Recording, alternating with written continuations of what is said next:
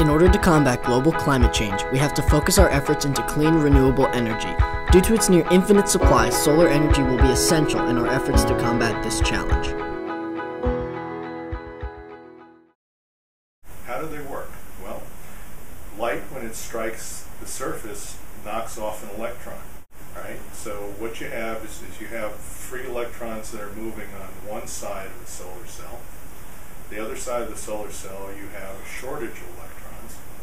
Okay, so it's a plus charge. So the minus charge electrons want to move around to where the plus charges are.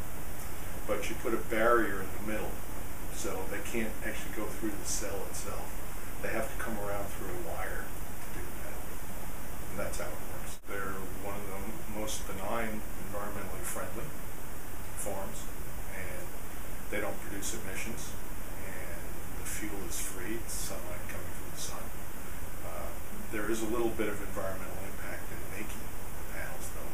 People need to remember that. But over the life of the panel, the impact is small. They make 27,000 kilowatts a year of power, and they're averaging on a day like today, we're making a little more than 125 kilowatts as we speak. We're trying to market this as a major step towards President Kerwin's 2020 commitment to zero carbon. I'd say 99+% of the cost of solar panel is upfront.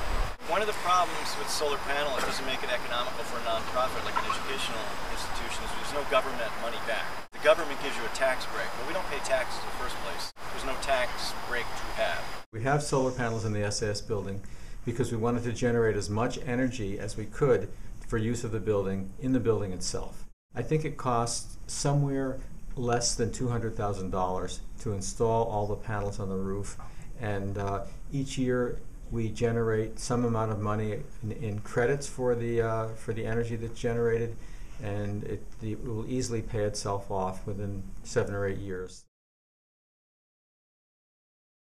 I put solar panels on my house partially because I believe that solar has to be a piece of the transition to a world that goes beyond carbon.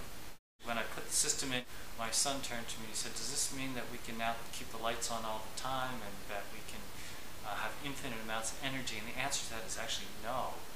Today they've generated 12.7 kilowatt hours. Over the lifetime of the system, and the system's only been in about a week and a half or 2 weeks, I've generated 184 kilowatt hours.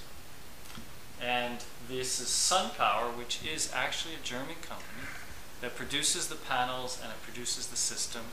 And theoretically, SunPower, at least for residential, produces the most efficient panels on the market today. The whole system was about $30-something thousand, but it cost me a third of that because of the rebates.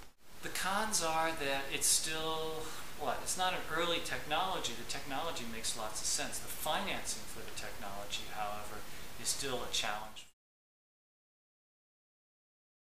So we're kind of at the end of this technology until somebody can come up with a better way to take the sun's energy and turn it into electricity.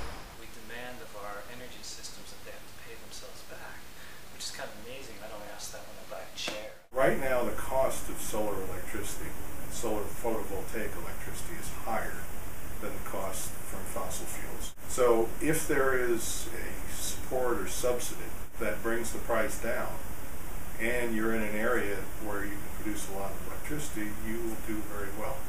The government of the United States, both at the federal level and the state level and the local level, should be creating new economies around green power production. And overall, all of that would only reduce energy consumption, I think, by something like 20% in the United States. So it wouldn't solve all the problems, but they would be steps in the right direction. I feel like each of us has to engage this issue. This is, to me, the issue of our time.